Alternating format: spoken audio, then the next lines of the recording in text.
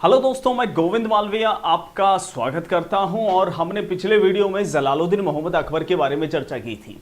जलालुद्दीन मोहम्मद अकबर जो कि मुगलिया सल्तनत के सबसे महत्वपूर्ण बादशाह हैं और उन्होंने मुगलिया सल्तनत की रहनुमाई करते हुए काफ़ी लंबे समय तक शासन कायम किया था। और साथ ही साथ इस बारे में भी हमारी चर्चा हुई थी लास्ट वाले वीडियो के अंदर कि जलालुद्दीन मोहम्मद अकबर की प्रारंभिक परिस्थितियाँ काफ़ी कठिन थी और परिस्थितियों में हमने चर्चा की थी, इनके शासनकाल को 3 भागों में डिवाइड किया था।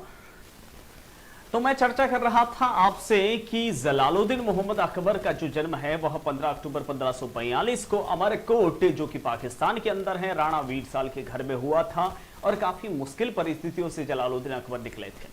उसके बाद में जब हुमायूं का शासनकाल जो द्वितीय शासनकाल आया, उस समय भी जलालुद्दीन अकबर काफ़ी छोटे थे और उनके संरक्षक बैरम खान ने उनको संभाले रखा। और उन्हीं बैरम खान के नेतृत्व में उन्होंने पानीपत का प्रसिद्ध युद्ध लड़ा जो 5 नवंबर 1556 ईस्वी को पानीपत वर्तमान हरियाणा में लड़ा गया, जो हेमू के खिलाफ था। और इस युद्ध में एक बार फिर से हिंदुत्व का पासा पलट चुका था। उसके बाद में जलालुद्दीन अकबर का नेक्स्ट जो सैनिक अभियान कहलाता है वो मालवा विजय था।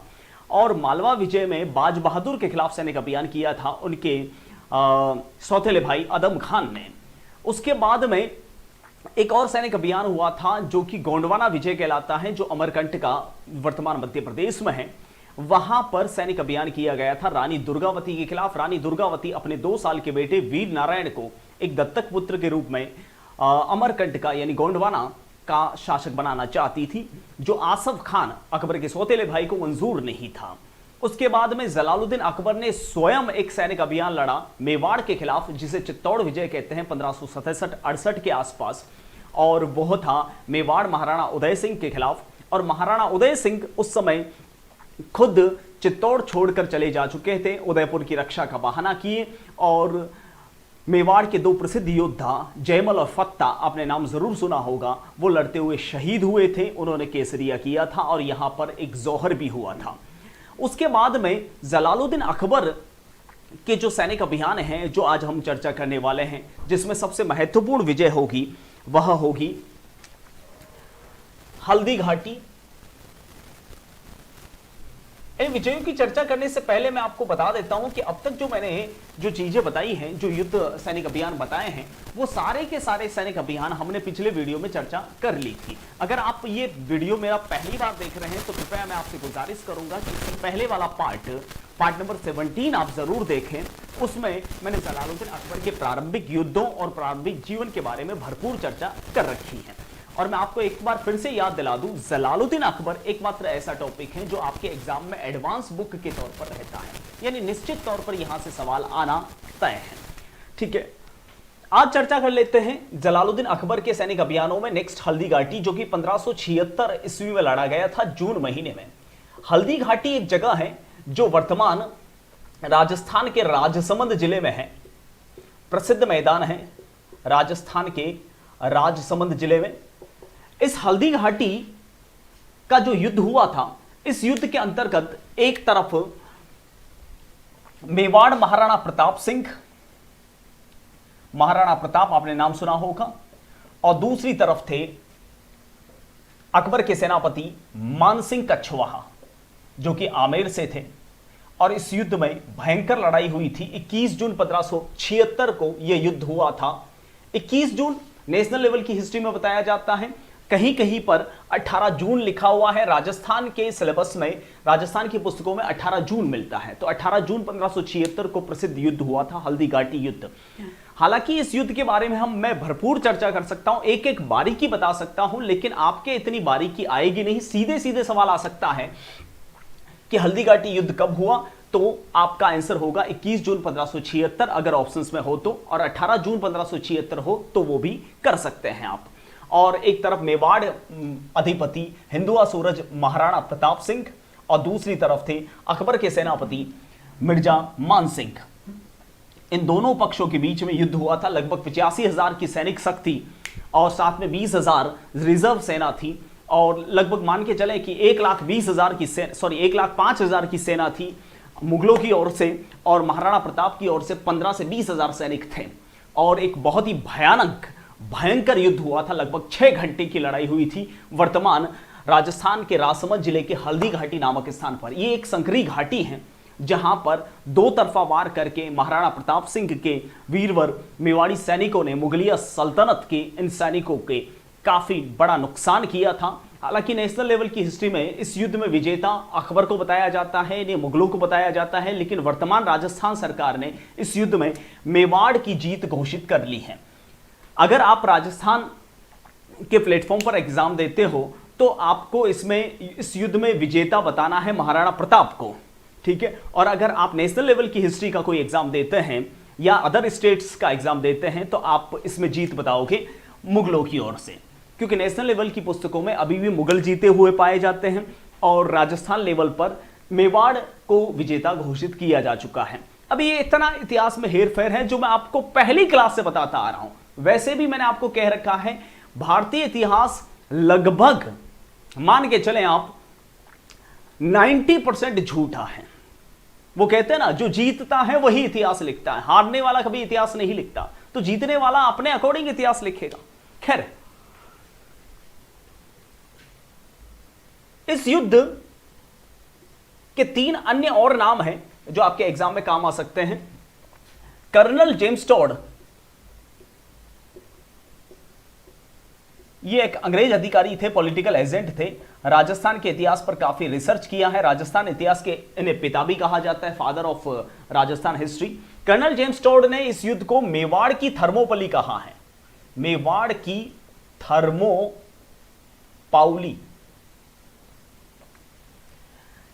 अकबर का एक दरबारी लेखक था जिसका नाम था अबुल फजल, अकबर के नवरत्नों में से भी एक था, अकबर का सबसे अजीज दोस्त था। उसने इसे खमनोर का युद्ध कहा है और इस युद्ध में मौजूद एक प्रसिद्ध लेखक बदायूनी इस युद्ध को गोगुंदा का युद्ध कहते हैं।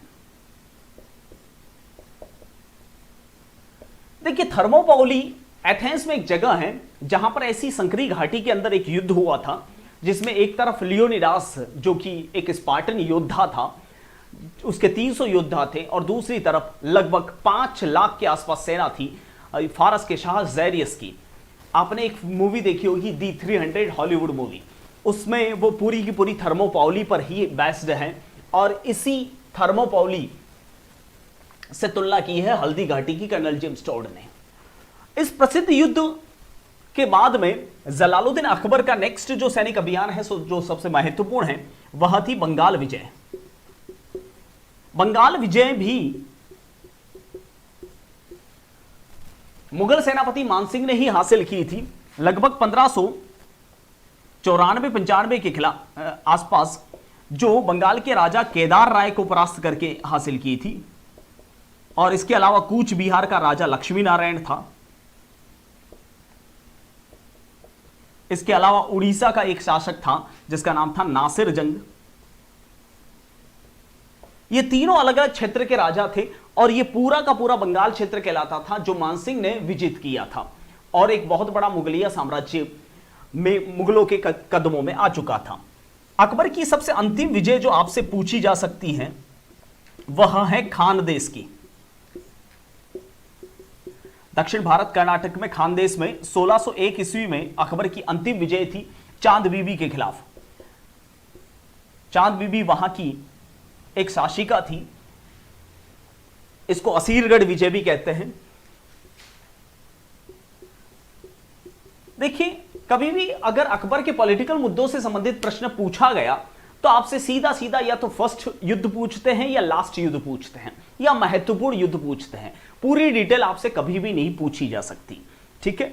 तो ये हैं कुछ अकबर के पॉलिटिकल मुद्दे, आप एक बार सरसरी नजर से देख लीजिए और उसके बाद में हम दूसरी चर्चा करते हैं अकबर के जीवन से जुड़े हुए कुछ सामाजिक और धार्मिक मुद्दों के बारे में, क्योंकि वो भी सबसे महत्वपूर्ण टॉपिकों में से समाहित होते।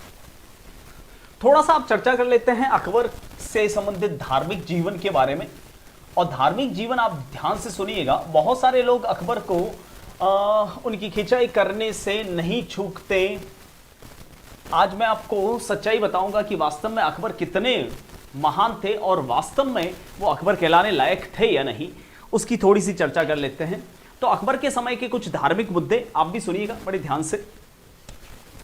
देखिए, अकबर ने करीब 1563 ईस्वी के आसपास तीर्थ यात्रा महसूल हटाया था।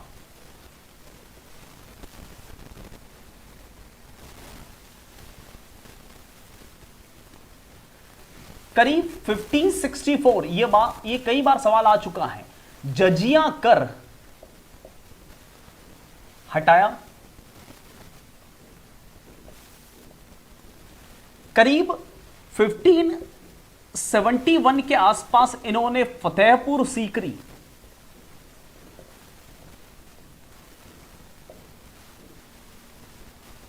नगर बसाकर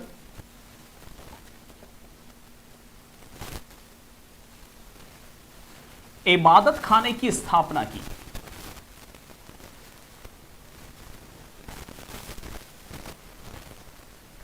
साथ ही साथ करीब 1574 के आसपास मजहर की घोषणा की।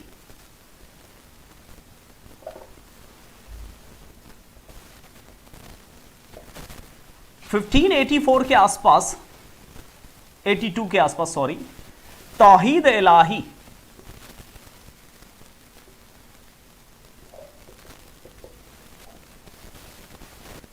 जिसे दीन ए इलाही भी कहते हैं, एक मजहब चलाया, धर्म चलाया। पूरा सुनिएगा कि ये सारी चीजें क्या हैं। देखिए, भारत में करीब करीब मान के चले कि गोरी के बाद में भारत मुस्लिम सत्ता के हत्थे में चढ़ गया था और कुतुबुद्दीन ऐबक जो कि गुलाम वंश का पहला सुल्तान था, वहां से लगाकर अब तक हिंदुओं के प्रति काफी अत्याचार होता था। उनसे अनगिनत मुस्लिम बादशाह सुल्तान कर लेते थे। उनमें से एक कर तीर्थ यात्रा कर भी था, महसूल कर को कहते हैं। तीर्थ यात्रा महसूल हिंदुओं से जबरदस्ती वसूला जाता था, लेकिन जलालुद्दीन अकबर एकमात्र ऐसे बादशाह थे जिन्होंने हिंदुओं के ऊपर से यह कर हटा दिया और जनता, भारत की जनता जलालुद्दीन अकबर पर इतनी खुश थी कि उन्होंने जलालुद्दीन को अकबर के खिताब से नवाजा था। तो अकबर अर्थात महान, मैंने पहले बता रखा है, यह महान शब्द की उपाधि वहां की रियाया, वहां की जनता ने अकबर को दे रखी थी। जजिया कर हटाया 1564 को, और इंपॉर्टेंट भी एग्जाम में आ सकता है और कई बार आ भी चुका है। जजिया शब्द जो है वह जनेऊ से बना है।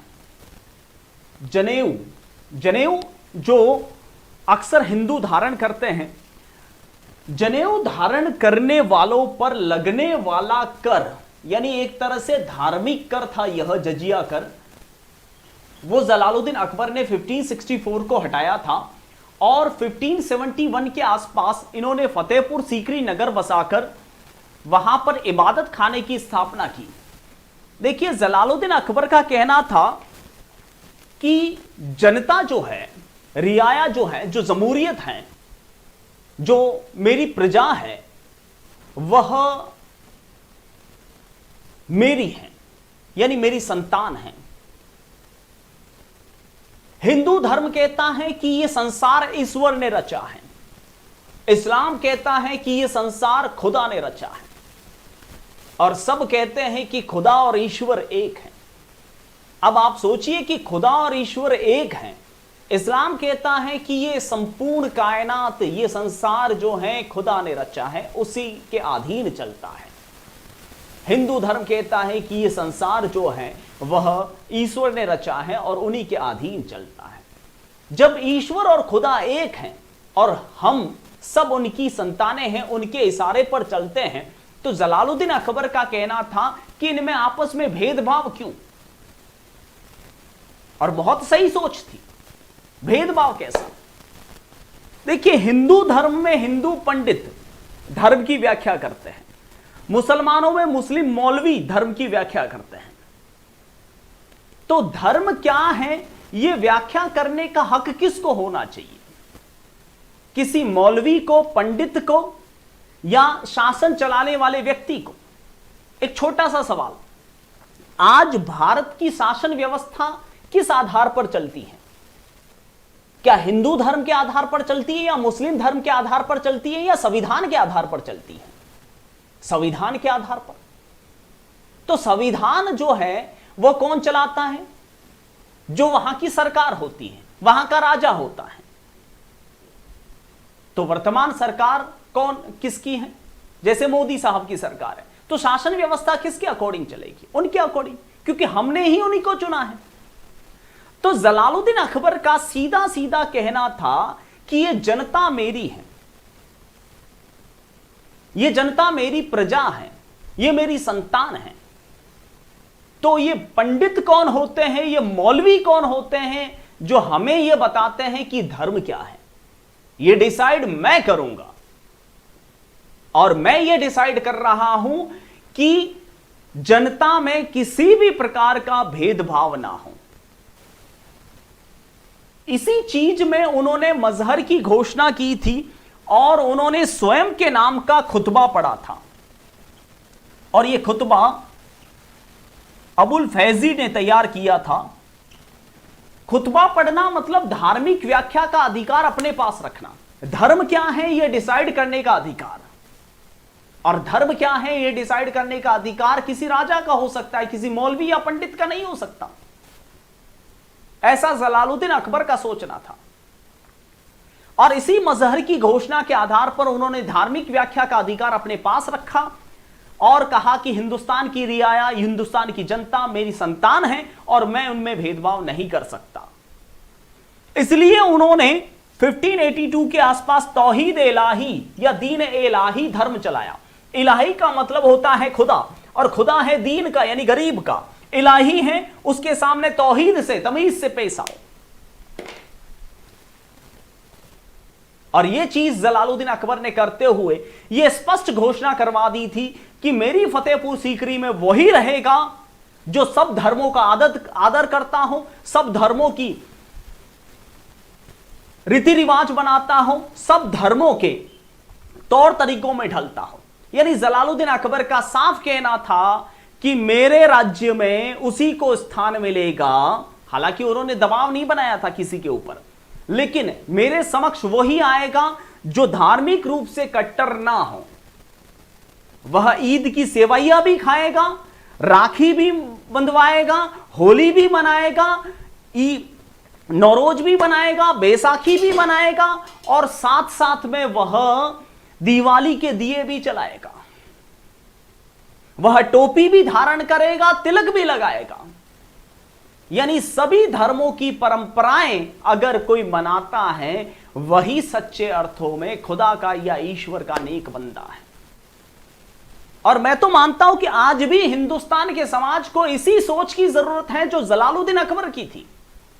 और आपको पता होगा, शायद नहीं पता तो मैं बता देता हूं, यह हिंदुस्तान का एकमात्र बादशाह है, एकमात्र शासक है जो अपने मस्तक पर तिलक भी लगाता था। आप मुझे बता दो कोई हिंदुओं में ऐसा शासक मिला जिसने कभी टोपी पहनी हो या ईद मनाई हो? बादशाह जलालुद्दीन अकबर रक्षाबंधन भी मनाते थे, दिवाली भी मनाते थे, होली भी मनाते थे, नौरोज भी मनाते थे, बैसाखी भी मनाते थे, और ईद भी मनाते थे। देखिए, हिंदुस्तान एक सेक्युलर मुल्क है। यहां सब धर्मों के रंग बिरंगे लोग रहते हैं। मेरी भी सोच कुछ इस तरह की है। मुझे अकेला केसरिया रंग पसंद नहीं, अकेला सफेद रंग पसंद नहीं, मुझे अकेला हरा रंग पसंद नहीं, मुझे अकेला ब्लू कलर पसंद नहीं। जब ये चारों कलर आपस में मिलते हैं तो बनता है तिरंगा, वो मुझे पसंद है। तो बस यही सोच जलालुद्दीन अकबर की भी थी। अब आप कैसे कह सकते हो कि जलालुद्दीन अकबर अच्छे आदमी नहीं थे? भैया, ये अकबर जो शब्द है वो हमने नहीं दे रखा है, या उन्होंने स्वयं हासिल नहीं किया है। उस समय की हिंदुस्तान की रियाया जनता ने दिया है, क्योंकि वो इसके लायक नहीं थे। हां, कुछ हद तक एक आध बुराइयां सब में होती हैं। इसका मतलब ये नहीं हो जाता कि हर कोई बुरा हो जाता है, सब में होती है। जिसके आप भरपूर प्रशंसक हो, उनमें भी बहुत सारी बुराइयां हैं। खैर, हमारा मुद्दा यह नहीं है कि हम इस धार्मिक व्याख्या के डिस्कस को ज्यादा और लंबा खींचे, लेकिन कुछ और बातें मैं चर्चा करना चाह रहा हूं साथ साथ में। देखिए, कभी भी यह सवाल आ सकता है कि कौन सा ऐसा मुगल बादशाह जो अपने मस्तक को तिलक लगाता था, तो आपका सीधा आंसर होना चाहिए जलालुद्दीन मोहम्मद अकबर। इतना ही नहीं, जलालुद्दीन अकबर ने अपने सिक्कों पर उन्होंने कुछ सिक्के ढलवाए थे, जैसे संसब एक सिक्का था जो अब तक का सबसे बड़ा सिक्का है, सोने का था। एक था जलाली, एक सिक्के का नाम था इलाही। इन सिक्कों पर राजा राम, भगवान श्री राम एंड सीता जी के चित्र भी बनवाए थे। जलालुद्दीन अकबर के सिक्कों पर भगवान राम और सीता मैया के चित्र भी थे। अब आप सोचिए कि जलालुद्दीन अकबर की सोच कितनी विशाल थी। शायद वर्तमान हिंदुस्तान में की सोच भी यह हो जाए तो यह नौबती ना आए। कई सालों से हिंदू और मुसलमान है। हाँ देखो, हर धर्म में कुछ अच्छे लोग भी होते हैं, कुछ बुरे लोग भी होते हैं। इसका मतलब यह नहीं होता कि धर्म खराब होता है। धर्म के ठेकेदार खराब हो सकते हैं, धर्म कभी बुरा नहीं होता। धर्म की व्याख्या करने वाले स्वयं अपने तरीके से व्याख्या करते हैं, अपना उल्लू सीधा करने के लिए। और जलालुद्दीन अकबर के इस टॉपिक में आपको अच्छी तरह से समझ में आ जाएगा, और आप और ज्यादा डिटेल में जाओगे तो और अच्छे से समझ में आ जाएगा कि वास्तव में धर्म क्या है। मेरे ख्याल में धर्म सबसे बड़ा है। धर्म शब्द का अर्थ ही है धारण करना। धर्म धारण करने शब्द से बना है। तो धारण करना थोपना नहीं होता। धारण करना अपनी इच्छा से धारण करना है। मैं पढ़ा रहा हूं, यह मेरा धर्म है। मैं अपने विचार रख रहा हूं, यह मेरा धर्म है। यही तो धर्म है, जिस पर किसी का दबाव नहीं। खैर, जलालुद्दीन अकबर की कुछ और बातें आपको मैं बताना चाह रहा हूं जो आपके एग्जाम में भी काम आ सकती है। बहुत ही अच्छे अच्छे कार्य किए थे इन्होंने, जैसे कि इन्होंने सती प्रथा पर बैन लगाया था, विधवा विवाह को समर्थन दिया था, इन्होंने बाल विवाह पर प्रतिबंध लगवाया था, इन्होंने शराब बिक्री पर रोक लगवाई थी, और आजकल की सरकारों की दुकानें भी शराब से ही चलती हैं। सोचिए, सबसे ज्यादा खराब चीजें क्या होती है? यही तो होती है जो समाज को पथ भ्रमित करती है। साथ ही साथ जलालुद्दीन अकबर के समय उनके एक मीर शामा थे, जिसको हम एक तरह का उस समय का होम मिनिस्टर कह सकते हैं। उनका खास नवरत्नों में से एक टोडरमल, उन्होंने 1582 के आसपास आइन ए दहशाला चलाया था। आइन ए दहशाला यानी 10 साल के लिए भूमि पैमाइश और करों का निर्धारण किया था, जिसको टोडरमल बंदोबस्त भी कहा जाता है। इसमें बहुत सारी चीजें हैं, लेकिन आपके एग्जाम में ये ज्यादा काम आ सकता है, इसलिए मैं थोड़ी सी इसकी डिटेल देख लेता हूं। देखिए, आइन ए दहशाला, दहशाला मतलब 10 साल के लिए कोई भी चीज पट्टे पर दे देना और उसका कर निर्धारण करना फिक्स। आप एक बात सोचिए कि ऐसी जमीनें हैं हिंदुस्तान के अंदर जहां पर पूरी तरह से बंजर हैं, ठीक है। ऐसी जमीनें भी हैं जहां पर फसलों की भरमार उगती हैं, ठीक है। लेकिन क्या सरकार सब जगह टैक्स एक जैसे रखती है या अलग अलग रखती है? एक जैसे। अब आप एक सोचो कि आप भी टमाटर खरीदने जाते हो तो आपको 15-20 रुपए किलो मिलते हैं, और मुकेश अंबानी भी खरीदने जाते हैं तो उनको भी 15-20 रुपए किलो मिलते हैं। तो क्या आप ऐसा नहीं सोच सकते कि आपको 15 पैसे किलो मिले और मुकेश अंबानी को 15 लाख रुपए किलो? एक संतुलन होना चाहिए ना। उनकी कमाई भी उतने लेवल की है। बस यही तो प्रॉब्लम है। इसकी वजह से हिंदुस्तान गरीब से गरीब बनता जा रहा है, भारत गरीब से गरीब बनता जा रहा है, और अमीर अमीर बनता जा रहा है। यह बड़ा एक गैप है, फर्क है। अब आपने अक्सर सुना होगा कि किसान आत्महत्या करता है, और एक XYZ पार्टी हमेशा किसानों की बात करती रहती है।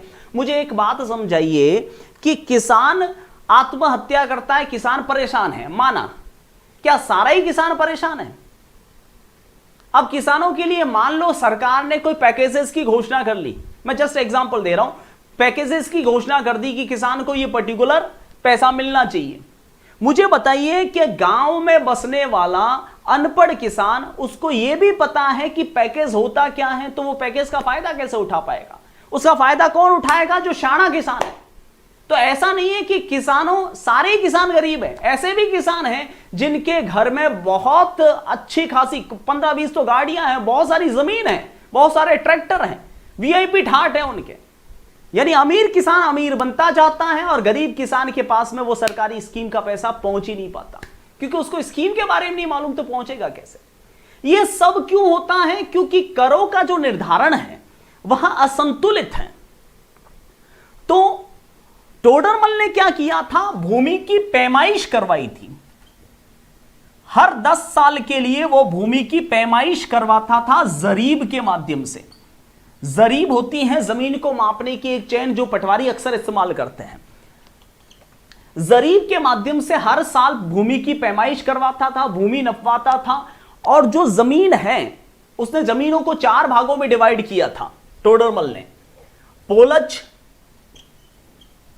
पडौती, छाछर और बंजर। मुझे एक बात बताइए, पोलज जमीन जहां पर हर साल खेती होती है, 4 मौसम में 4 बार खेती होती है। पड़ोती जिसमें एक मौसम के लिए पड़ोती छोड़ी जाती है, 3 मौसम में खेती होती है। और छाछर वो जमीन जहां 3 मौसम खाली पड़ी रहती है और बारिश के सीजन में खेती होती है। और बंजर जमीन जहां खेती बिल्कुल भी नहीं होती। तो मुझे एक बात बताइए, अगर हिंदुस्तान की सरकार सबसे एक जैसा कर लेगी तो जिसकी पोलज जमीन है वो तो किसान अमीर से अमीर होता रहेगा, और जिसकी बंजर या छाछर जमीन है वो तो बेचारा गरीब से गरीब होता रहेगा।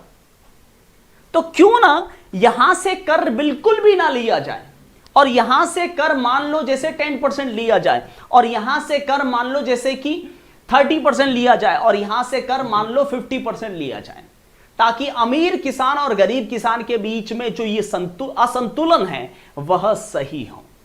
यह था टोडरमल बंदोबस्त, जो आईने तहशाला यानी 10 सालों के लिए फिक्स किया था, जिसमें 10 साल के बाद में, हर 10 साल बाद में उस भूमि की पैमाइश होती थी। हो सकता है कि अभी वो उसकी बंजर जमीन है, आने वाले समय में वो छाछर में तब्दील हो जाए, तो सरकार को भी चूना ना लगे।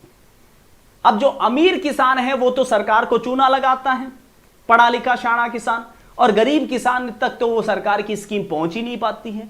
और हर साल सरकार को तो एक ही मुद्दे मिलते हैं किसी XYZ पार्टी को, जो हमेशा एक ही शब्द गाए बकाए बोलते रहते हैं कि किसान परेशान हैं, मजदूर परेशान हैं, महिलाएं परेशान हैं। तो क्या हम जैसे मिडिल क्लास लोग क्या पाकिस्तान चले जाएं? तुम्हें पता ही नहीं है कि तुम लोग किस तरह से संतुलन, मतलब किस तरह से स्कीम चलानी चाहिए। खैर व्हाटएवर, ये बहुत सारे मुद्दे हैं जिस पे हम चर्चा नहीं करें तो बेहतर है। ये टॉपिक लगे हाथों आया, इसलिए मैंने आपको समझाया कि इस टॉपिक की क्या वैल्यूएशन है और ये टॉपिक कहां किस लेवल की ओर जाता है। खैर अब बात करते हैं जलालुद्दीन अकबर के समय के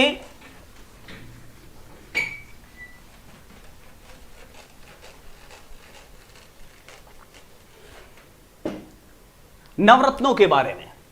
अकबर के दरबार में नवरत्न भी थे, आपने नाम काफी सुने होंगे।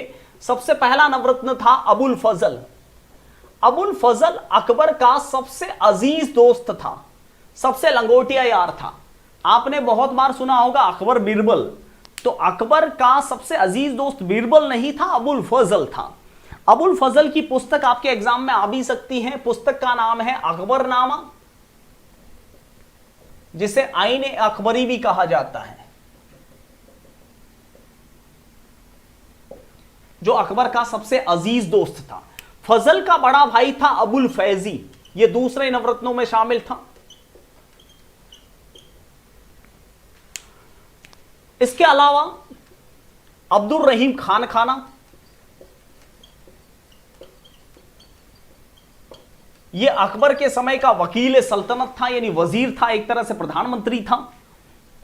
खान खाना की वो उपाधि भी दे रखी थी। वास्तव में ये अकबर की औलाद था, लेकिन रियल में यह बैरम खान की औलाद था, क्योंकि अकबर की विधवा से निकाह पड़ा था। मैंने पहले वीडियो में बताया था अकबर की विधवा क्या, बैरम खान की विधवा से अकबर ने निकाह पड़ा था। एक था मुल्ला दो प्याजा। मुल्ला दो प्याजा इसको इसलिए कहते हैं, वैसे वास्तविक नाम है इसका हुसैन कश्मीरी। मुल्ला दो प्याजा इसलिए कहते हैं क्योंकि इसको हमेशा थाली में 2 प्याज चाहिए होते थे, 2 प्याज बिना ये खाना नहीं खाता था। इसलिए सब इसको दोस्त वगैरह छेड़ते थे कि इस मुल्ले को तो 2 प्याज दे दो, ये खुश हो जाएगा। बड़ा कट्टर, धार्मिक रूप से बड़ा कट्टर था मुस्लिम धर्म रीति से। बहुत बार दूसरों की खिंचाई करता रहता था। बीरबल की भी बहुत बार खिंचाई कर रखी थी। एक समय की बात है, बीरबल का ओरिजिनल नाम था महेश दास, ठीक है। तो महेश दास बीरबल कहलाते हैं, जो अकबर के एक और नवरत्नों में से शामिल हैं। बीरबल ओरिजिनल नाम है महेश दास। महेश दास एक साधारण आदमी थे और जलालुद्दीन अकबर के दरबार में महेश दास एक बार गए तो जलालुद्दीन अकबर इनकी बुद्धि से काफी प्रभावित हुए। तो जलालुद्दीन अकबर ने इनको बुद्धि में बढ़कर यानी बीरबल की उपाधि दी, यानी बुद्धि से बढ़कर, इस अर्थात बीरबल। ओरिजिनल नाम था महेश दास। और यह बात नहीं पची मुल्ला दो प्याजे को कि यह बुद्धि में सबसे महान कैसे। तो जलालुद्दीन अकबर के भरे दरबार में मुल्ला दो प्याजे ने कहा कि इसको बुद्धि में सबसे बड़ा बढ़कर कैसे मान लिया आपने शहंशाह हिंद, जबकि बुद्धि में तो बड़े बड़े बहुत हैं आपके दरबार में, मैं भी बुद्धि में बड़ा हूं। तो जलालुद्दीन अकबर ने कहा कि मुल्ला दो प्याजा, अगर आपको बीरबल की बुद्धि पे शक हो तो आप इसका टेस्ट ले सकते हो, इसका एग्जाम ले सकते हो, इसकी परीक्षा ले लो। तो मुल्ला दो प्याजे ने कहा ठीक है, मैं परीक्षा लेता हूं। तो मुल्ला दो प्याजे ने अपने दिमाग पर हाथ रखकर कहा बीरबल को कि अगर आप इतने ही बुद्धिमान हो बीरबल साहब, तो यह बताओ कि इस वक्त मैं क्या सोच रहा हूं। अब ये तो बड़ा कठिन सवाल है, अभी मैं क्या सोच रहा हूं आपको कैसे पता। लेकिन बीरबल बुद्धिमान था। बीरबल ने उत्तर दिया कि मुल्ला दो प्याजा, आप ये सोच रहे हो कि शहंशाह हिंद का इकबाल बुलंद हो और वो लंबी आयु जिए।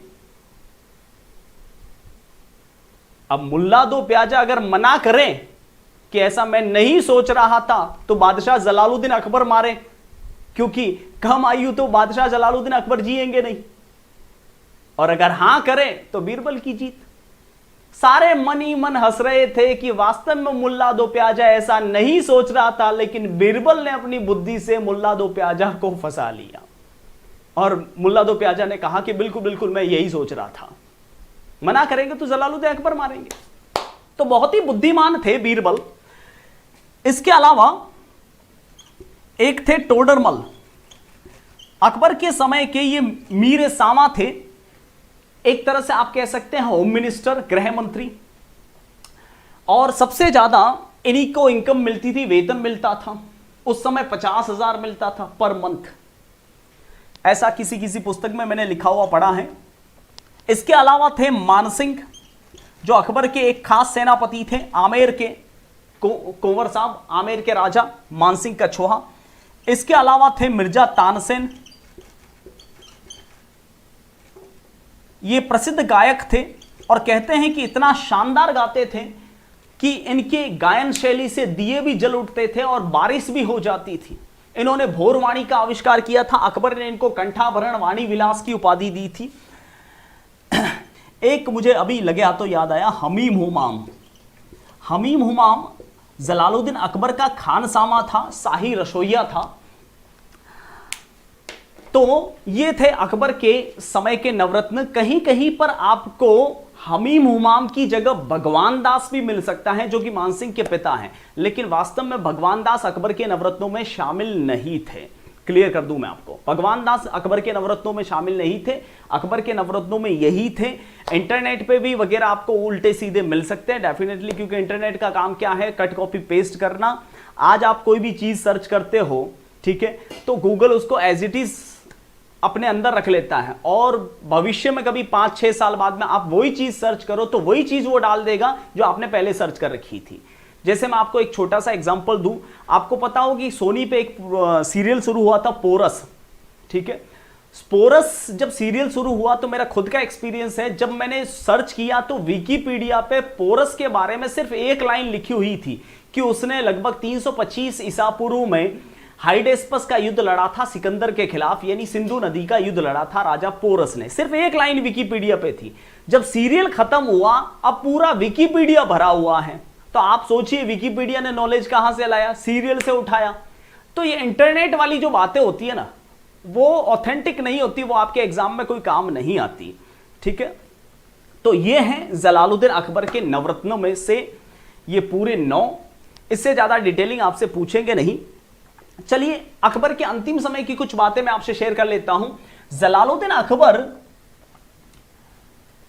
का निधन हुआ था, इंतकाल हुआ था 1605 ईस्वी में, और 1605 ईस्वी में जब इनका निधन हुआ तो इनको वर्तमान सिकंदरा एक जगह है आगरा के समीप, वर्तमान उत्तर प्रदेश के सिकंदरा आगरा के पास में है, वहां उनको दफन किया गया था। सिकंदरा में अकबर का मकबरा है और ये अकबर का मकबरा उनके बेटे जहांगीर ने बनवाया था, ठीक है। तो ये अकबर का मकबरा पूछ भी सकते हैं आपको। वैसे अब तक जितने भी मुगल बादशाह आए हैं उनके मकबरे विशेष तौर से आपके इंपॉर्टेंस रख सकते हैं। अकबर के जीवन से जुड़ी हुई कुछ और चीजें मैं आपसे शेयर करना चाह रहा हूं। अकबर के समय कुछ निर्माण कार्य जो आपके एग्जाम का मैटर बन सकते हैं। जैसे अकबर ने कुछ किले बनवाए थे। अकबर ने जो किले बनवाए थे उसमें एक है इलाहाबाद का किला। इलाहाबाद वर्तमान में प्रयागराज कहलाता है। वर्तमान योगी जी की सरकार ने प्रयागराज इसे घोषित कर लिया गया है, यूपी के अंदर है। यह 40 खंभों वाला एक किला है, इसलिए इसको 40 खंभिया दुर्ग भी कहा जाता है।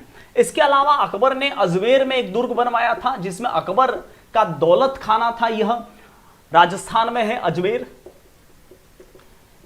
अकबर का दौलत खाना भी कहते हैं इसको, अकबर का मैगजीन फोर्ट भी कहते हैं।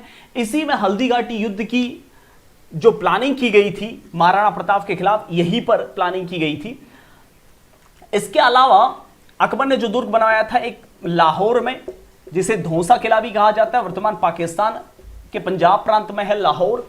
इसके अलावा अकबर ने आगरा में एक किला बनवाया था। आगरा का जो लाल किला है वह जलालुद्दीन अकबर ने बनवाया था।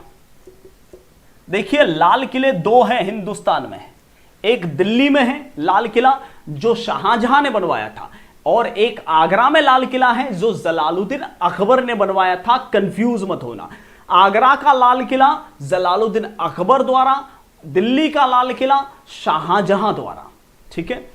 इसके अलावा जलालुद्दीन अकबर ने फतेहपुर सीकरी,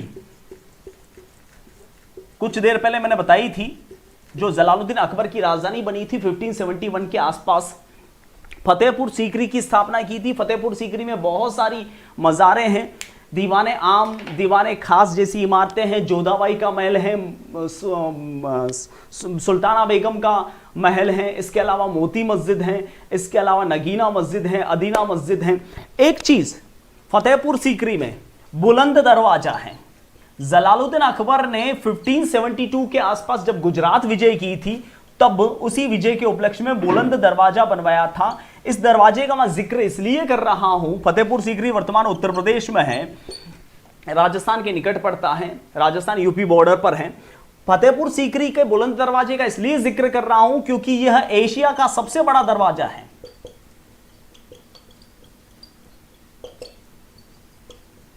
अगर देखा जाए तो सबसे ज्यादा पर्यटक जो आते हैं वह पूरे हिंदुस्तान में आगरा आते हैं, और आगरा के बाद में सबसे ज्यादा पर्यटक जो आते हैं वह फतेहपुर सीकरी में आते हैं। और फतेहपुर सीकरी एक बहुत ही अच्छा पर्यटक स्थल है, कभी मौका मिले तो जाइएगा जरूर, बहुत ही शानदार चीजें आपको वहां देखने को मिलेगी।